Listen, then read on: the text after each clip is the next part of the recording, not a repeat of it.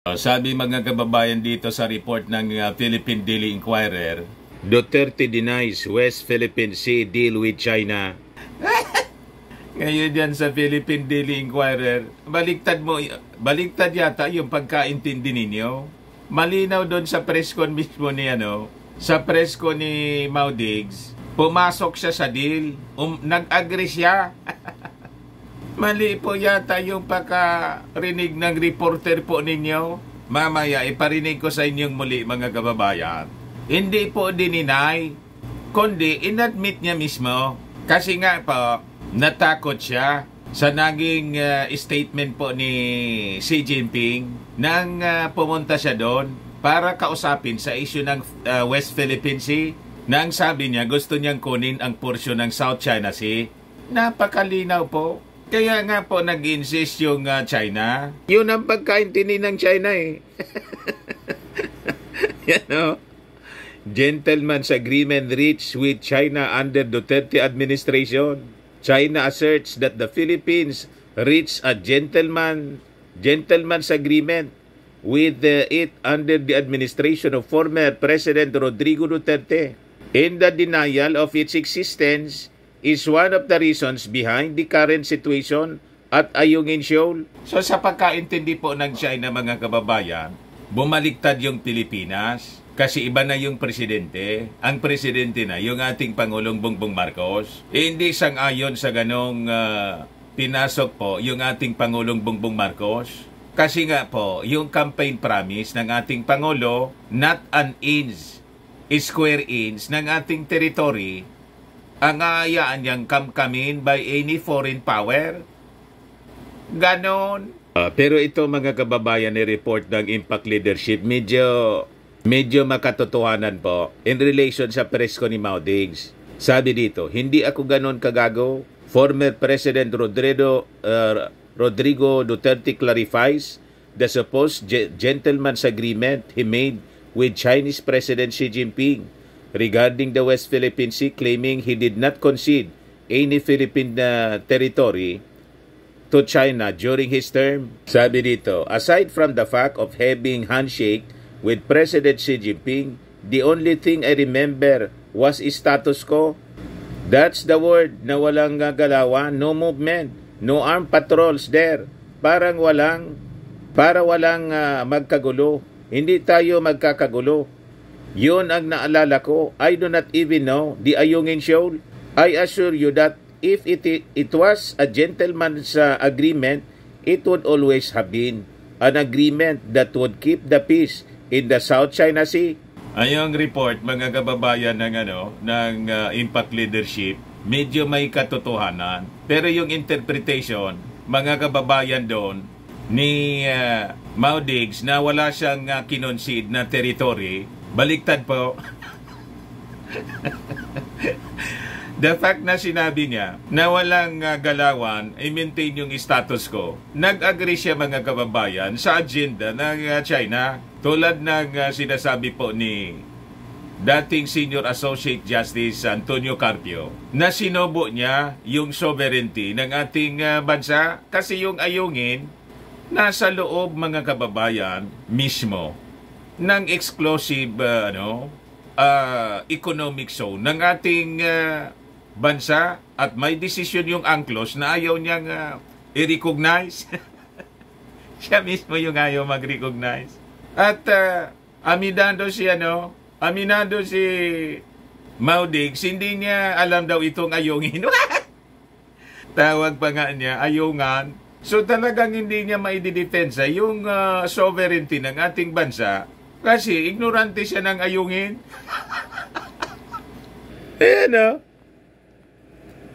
Sabi niya, I do not even know the Ayungin Shoal.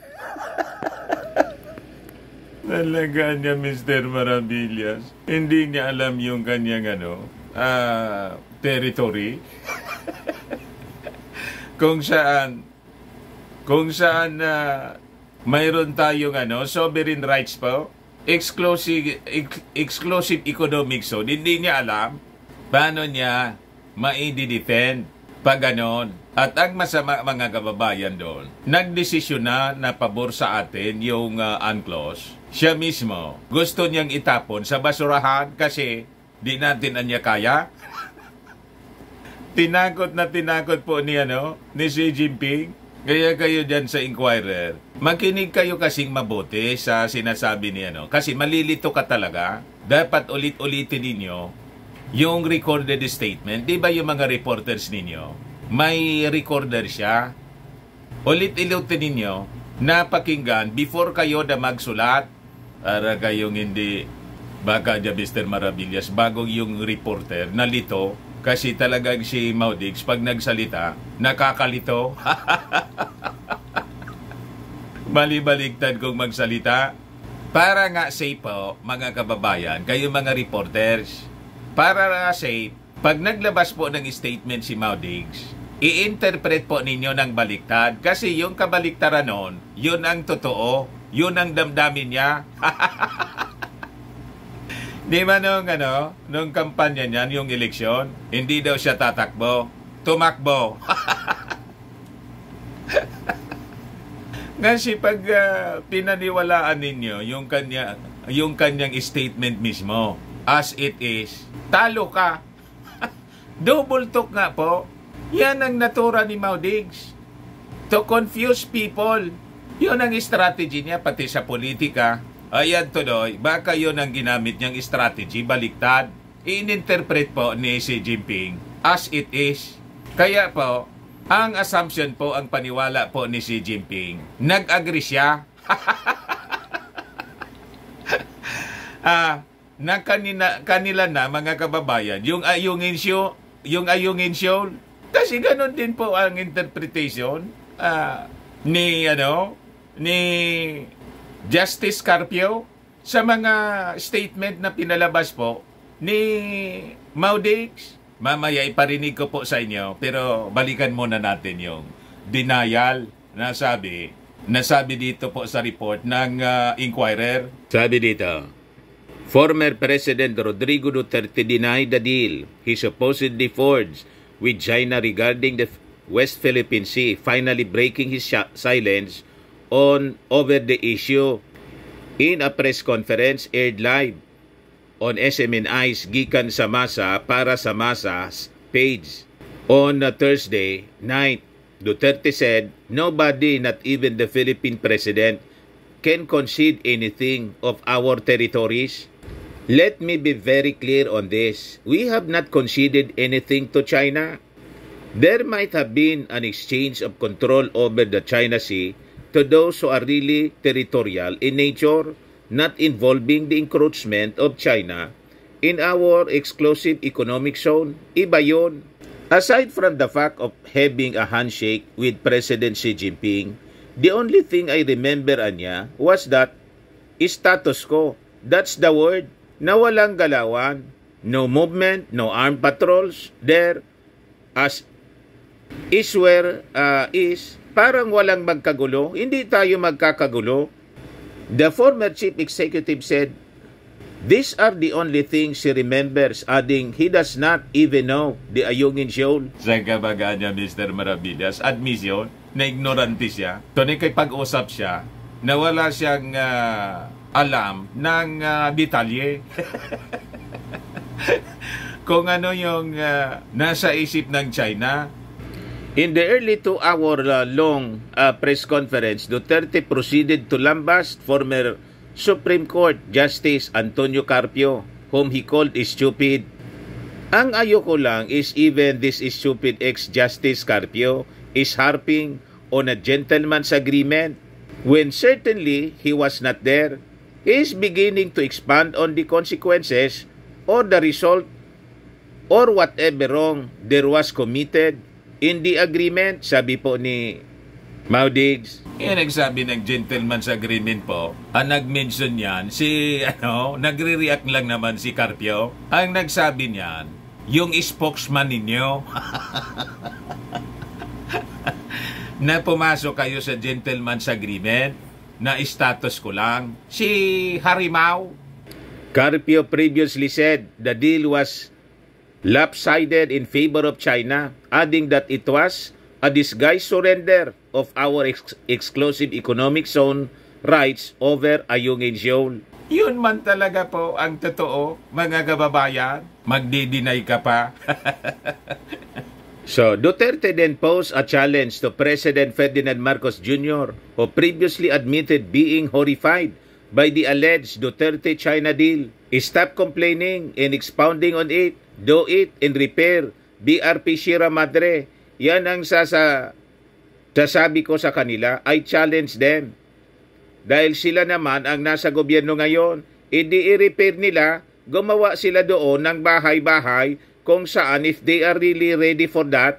Yan man talaga po ang gagawin ng ating Pangulong Bongbong Marcos. Hintay-hintay lang po. At saka, bakit kasi nangingialam ka pa sa dapat gawin ng ating Pangulong Bongbong Marcos? Bakit kasi hindi ka nalang manahimik? Kaya nga first time, in our history ngayon, nagkaroon tayo ng multilateral maritime cooperative activity diyan sa West Philippine Sea. Yun ang direction po niyan. Hintay-hintay ka lang po. Nanggagalaiti po kayo kasi yun ang hindi ninyo nagawa kasi nagpasinda kayo kay Xi Jinping. So sabi rito sa balita ng Inquirer, before he issued his challenge, Duterte insulted Marcos. Duterte said if there's truth to such an agreement, he would have told the military. You should not keep anything secret when you are talking about national security. Anyo is there. He was my national security advisor. That's also your advisor, Bongbong. Ask him if there's a gentleman's agreement. I don't want to insult you, but you started this. You could have called me. You did not finish a schooling. You only reached second-year college, said Duterte and mixed English and Filipino. Napunta sa ganon, mga kababayan. Ayan po. Ayaw daw niyang insultuin, pero tingnan ninyo, mga kababayan.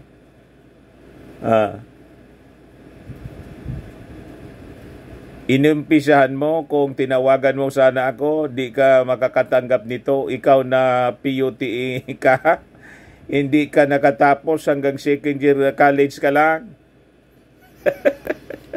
Yun sa Bicol po. Arogan ka usmak ang ngimot ni Maudigs. Ganon katindi, mga kababayan. Ganon kasama ang bibig, mga kababayan ni Digong. Di talaga niya Mr. Maravillas yung nangyari doon sa press ko. Nag-deny ba niya o nag-admit? Sabi po ng Inquirer, nag-deny si Digong. Pero pag pinangkinggan po ninyo yung press con, in-admit niya mismo doon. Na pumasok nga siya sa ganong agreement. Kumbaga, hindi man siya tinawag na gentleman's agreement. Ang nagtawag na ganyan, si Harimau. Pero in effect, sa kanyang mga actions, mga kababayan, nag-agree siya sa gustong mangyari ni Xi Jinping. Pakinggan po ninyo, galing mismo sa kanyang bibig kasi natakot siya. Tinakot siya, mga kababayan, ni Xi Jinping. Kaya pa, pakinggan ninyo po, medyo mahina yung audio, kaya problemado po tayo. Pakinggan po ninyo. You know, ito ang nangyari. You better make it okay. Yan daw ang nangyari. In China, I was with Pendo Rizana, the DND. I was with Anyo. Kasama niya si Lorenzana, si Anyo. Security advisor, national security advisor. And the advisor of ni Bongbong ngayon, national security advisor. Advisor din ni Bongbong. Nandoon sila lahat, Spiron. Si Spiron, nandun. Cabinet member, lahat sila. Lahat sila. Ito ang opening remarks ko kay Xi Jinping. Ang opening remarks na daw. Kunin ninyo ito. Kasi harap-harapan kami long table para I said, Mr. President, Yan sinabi niya. we would insist that that China Sea, or not the all of it, but there is a part of the China Sea that belongs to the Philippines. And since I would want to, get savings instead of importing it from the exporting country, ako naman I will dig my oil. I just want to let you know. Ito ang sagot ni Xi Jinping. Yan ang sagot daw. I am afraid you cannot do that. I am afraid you cannot do that, anya. Sabi ko, why, Mr. President? Bakit, anya, Mr. President? Sabi niya, I will get it from that portion of the Red China Sea that belongs to the Philippines. gusto ko niyang kunin. Do not do it. Do not do it, anya, sabi daw ni Xi Jinping. Life will be. We are friends and I do not want to destroy that friendship. So, We are friends, anya. Ayaw kong masira ang friendship natin. Don't do it. Because it will be trouble. Kasi anya, pag ginawa mo, matutrouble tayo. Nandiyan yung mga generals nila. Ano yung National Security Advisor ni Marcos? Ang pagkaintindi ko pag sabi na there will be trouble if we insist on our own way there. China will go to war. So sa pagkaintindi ko, anya, nang sabihin ni Xi Jinping na will be in trouble, ang ibig sabihin nun, he will go to war. Balikan natin yung kanyang sinasabi. Ayaw niya daw kasi na ma-destroy yung friendship, sabi ni Xi Jinping. Baka niya, I am afraid you'll be in trouble. What is in your mind, Mr. President? Ano yung nasa isip mo, Mr. President? Sagot ni Xi Jinping, will be in trouble. Sa kabila nakaintindi na nandiyan yung mga generals nila. Ano yung National Security Advisor ni Marcos? Ang pagkaintindi ko pag sabi na there will be trouble if we insist on our own way there. China will go to war. China will go to war, anya. Yung pagkaintindi niya. Sabi ko, Mr. President, this is the first day of my visit. I do not want to spoil everything. So maybe we can put it off to some other day. Yun ang pinagkat. Yung put it off to some other day never came. Because we avoided that controversy. We avoided the issue of the Philippines getting into our claimed territories to extract minerals and oil. So hindi na siya nag-insist? Diyan ako nagkalma kasi alam ko na hindi talaga kaya ng Pilipinas. Kasi hindi daw talaga kaya ng Pilipinas. Hindi na siya nag-insist. Now, at present, in the past or in the future,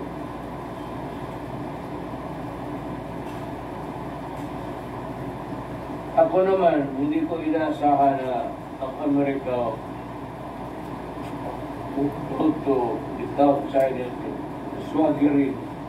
Alam mo, sa totoo lang, Hindi na siya umaasa kasi sa sa Amerika.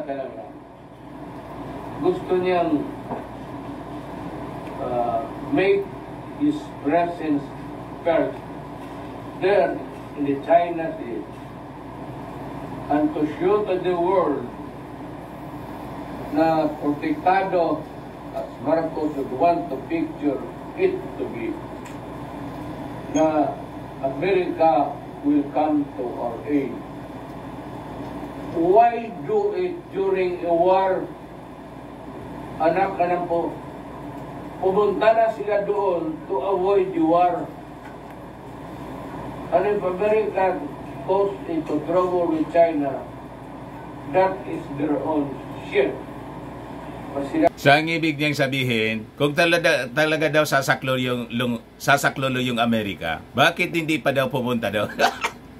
Pumunta na nga po, pero may proseso, kailangang may kasunduan sa mga activities. Kaya nga po, ito yung inaayos ng ating Pangulong Bongbong Marcos. At may nauna na sinagawa pong multilateral maritime patrol. Tsaka po, bakit kasi nangingialam pa siya ngayon? Dapat, hindi na siya nagsasalita, inaayaan na lang niya yung ating Pangulong Bongbong Marcos na gumawa ng sarili niyang diskarte. Hindi yung ginugulo niya, yung mga ginagawa ng ating Pangulong Bongbong Marcos. Nangingialam siya. O ngayon, yung ginawa mga kababayan na mga actions na nag-agree po si nag-agree si Maudigs to maintain the status quo. Yun mismo po yung agenda na gustong mangyari ng China. Para po, mabulok na lang po yung BRP, Sierra Madre. Yun mismo yung sinasabi po ni Carpio na kinagagalit po ni Maudigs. Pakinggan po natin mga kababayan si Carpio sa interview po ni Igan ng GMA after na magpa-press con po si Maudigs. Ito po, mga kababayan, panayam kay retired Supreme Court Senior Associate Justice Antonio Carpio. Ayan, GMA Integrated News, pakinggan po natin. Mga kababayan, si Igan. Justice, ano po assessment nyo dito sa kanyang pahayag na yan? Yung agreement niya, so-called gentleman's agreement, dihado tayo dyan. Kasi ang dihadoan niya tayo? Ang ipapadala natin sa Sierra Madre, tubig at pagkain lang. Walang construction material, walang repair materials. Pag ganyan, lulubog yung Sierra Madre kasi kinalawang na yan Kailangan ng constant repair yan. Pag lumubog yan, wala na tayong presence. Wala na tayong outpost, papasok na yung China, tapos yung mga Chinese fishermen pupunta na doon. Mismo! Sisirain na yung mga corals, wawasakin na kasi kukunin nila yung mga giant clams na nasa ilalim ng corals. So mawawala tayo doon. Dihadong-dihado tayo. Tsaka, i-entered into the gentleman's agreement na lumabas na ang arbitral award. Sabi ng arbitral award, yung Ayungin Shoal, atin yan. That's part of our exclusive economic zone. Opo. Tayo lang pwedeng magtayo ng struktura dyan. Tayo lang pwedeng kumuha ng natural resources, katulad ng mga fish, oil, and gas, no? Opo. So, talagang dihado tayo. Pero bago ito, yung premise kasi yan kay Secretary Harry Roque ay to maintain peace. Kaya tayo binobomba at tinaharas ngayon dahil lumabag daw tayo dun sa gentleman's agreement. Ito ba hindi man lang naipasa sa kasalukuyang administrasyon? Hindi ba pwedeng ganun? Yung gentleman's agreement, kalokohan yan kasi in 2002, nagkaroon ng Declaration of Conduct ang ASEAN at saka China, nagpirmahan. Ang nakalagay doon, do not occupy unoccupied features. Opo. In other words, pag andoon ka na, may outpost ka na, you can stay there and maintain, repair your outpost. Pero hindi ka pwede mag-occupy ng unoccupied features. Opo. Andoon tayo, 1999 pa tayo bago nagkaroon ng Declaration of Conduct. So, under the Declaration of Conduct, we have a right to be there. Kasi nakasama yan sa agreement Ngayon, yung 2 weeks after Duterte assumed office in 2016, lumabas yung arbitral award. Nakalagay doon sa arbitral award, yung Ayungin Shoal is part of the exclusive economic zone of the Philippines. Pag exclusive economic zone natin, tayo lang pwede maglagay ng struktura. So dalawang legal documents nagsasabi na tayo lang pwede maglagay ng structure dyan. So ang tibay ng hawak natin ay bakit pinamigay niya? Kasi pag hindi mo na i-repair, mawawala kang outpost. Yan mga kababayan, malinaw po, yun ang pinasok mismo. The fact na hindi na gumalaw si Maudigs, nag-agree siya sa gusto sa kagustuhan mga kababayan ni Xi Jinping na mabulok na lang po yung ating outpost, yung BRP Sierra Madre. Tama pa? O ngayon, may mga latest developments ngayon mga kababayan. Ano yan? Ano yan, Mr. Maravillas? O ito po.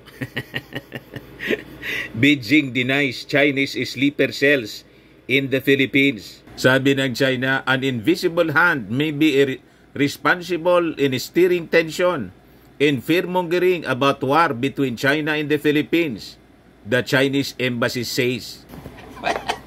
Mismong kayo po yung nag-fear-mongering. Tapos itong sleeper cells. Hala nga naman po, umamin kayo. Mga sinungaling nga kayo yung mismo yung aming Philippine Coast Guard, pinasok ng inyong mga Chinese nationals.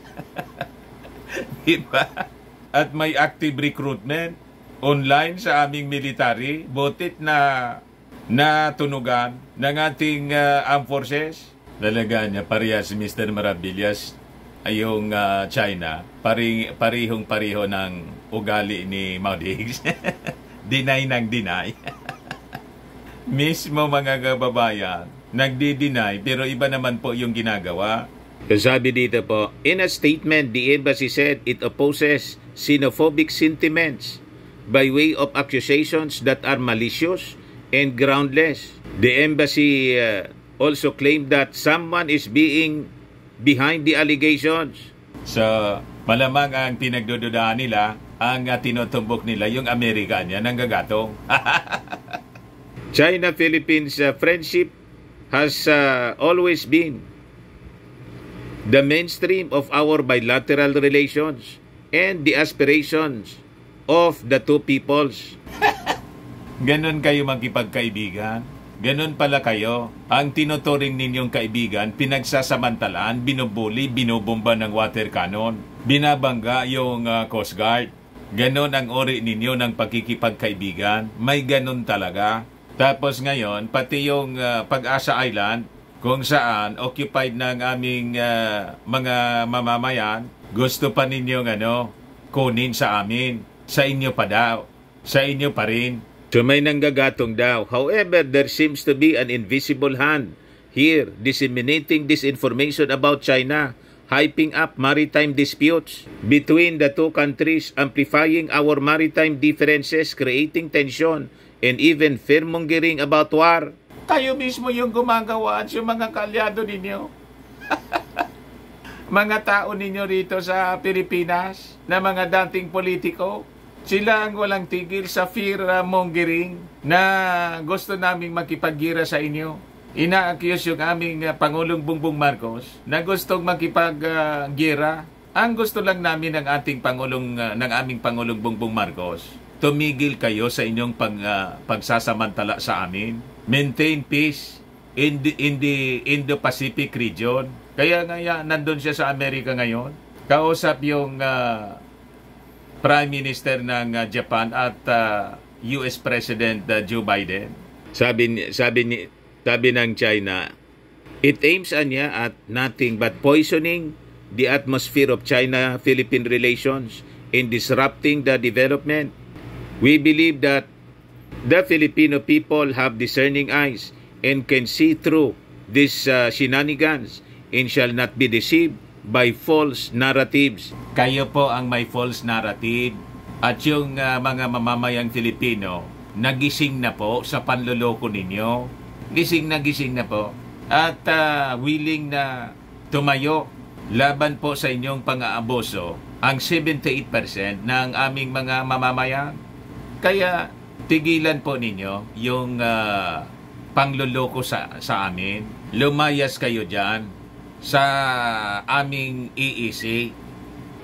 Sabi nila dito, the embassy said China has never invaded the Philippines and called our other nations for allegedly interfering and steering division. Matagal na po ninyong in-invade. Pati yung minds ng aming mga kababayan. Kaya nga, pag February, nakikisali pa sa kong hifatsoy ninyo. O, diba? Napakalinaw po. Invasion yung ginagawa ninyo sa aming exclusive economic zone. at pati yung Pag-asa Island, gusto ninyong kamkamin? China always adheres to the principle of non-interference in the internal affairs of other countries. Pati nga yung aming paglalagay ng mga EDCA sites, pinangingialaman ninyo. Pati yung aming pakikipagkaibigan sa dati na naming kaibigan at katratado, pinangingialaman ninyo sa Amerika. Yung paglagay namin ng mga facility sa aming mga EDCA sites doon sa North, sa Ilocos, sa Cagayan, pinangingialaman ninyo. Lagi kayong may statement. Di ba? Tapos sasabihin ninyo, hindi kayo nangingialam sa internal affairs ng aming bansa. Lahat na pinangialaman ninyo, pati nga yung eleksyon dito sa amin, may mga kandidato na kayo na sinusupport. Sabi nila dito, the so-called sleeper cells of China in the Philippines is nothing but fabrication daw. Nabuking kasi kayo. Instead, we see habitual meddling in other nations' internal affairs, fostering domestic division, in confrontation, in instigating color revolutions by some country, sabi ng embassy. Kaya ang reaction niya mga kababayan nila, yung embassy ng China, doon sa naging expose po ni Senator Nancy Binay. So, the Chinese embassy issued a statement in response to media questions following the arrest of 4 Chinese nationals in Palawan who were allegedly engaged in issuing fraudulently acquired Philippine government-issued identification cards, including passports with special resident retiree visas.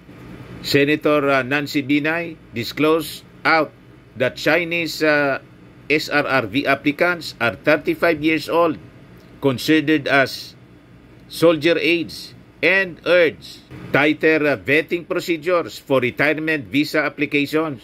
Doon nag-react mga kababayan. Na-bookingan niya kasi Mr. Maravillas yung mga activities nila rito. Hindi po tayo papayag sa mga infiltrations nila.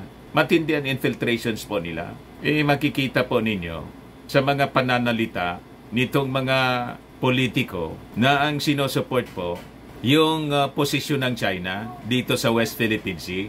At lagi po tayong tinatakot na magkakagira para umiwas po tayo sa Amerika. I-reject natin yung engagement natin sa Amerika, Japan, Australia, and other like-minded nations. Yan ang objective po ng China. At gusto nilang sabihin, tayo lang anya mag-usap. Bilateral talks lang anya para papaikutin lang nila tayo po. Yun ang gusto nilang mangyari po. Hindi nila makumbinsi yung ating matalinong presidente. Nagtagumpay po yung ating Pangulong Bongbong Marcos na engage yung Amerika and Japan in other countries. So the Philippines, US, Japan announced formal partnership in response to China's aggression. Yan po ang dahilan kung bakit nanggagalaiti ngayon yung China sa mga actions na ginagawa ng ating Pangulong Bongbong Marcos. Tama kasi po yung mga aksyon ng ating Pangulong Bongbong Marcos. So, ito po yung sabi ng US President na si Joe Biden. I want to be clear, the United States defense commitments to Japan and the Philippines are ironclad. As I've said before, any attack on Philippine aircraft, vessels, or armed forces in the South China Sea would invoke our Mutual Defense Treaty. So, paulit-ulit siyang sinasabi ng Amerika para ipaintindi sa China na hindi sila magdadalawang isip to invoke the Mutual Defense Treaty. Pag umatake yung China, may nangyari dyan sa West Philippine Sea sa ating mga sundalo, sa ating Coast Guard, sa ating Navy vessels, sa ating aircraft, re-risk back po ang Amerika with Japan and other allied countries. Kukuyugin po kasi may mga defense agreement na tayo po sa Japan, pati po sa Australia. Lalo na po sa Amerika. Long-standing na po itong Mutual Defense Treaty. Ayos pa, yan man lang po mga kababayan, yung mga developments ng balita. Ako po si Dante Maravillas. Bye-bye. God bless.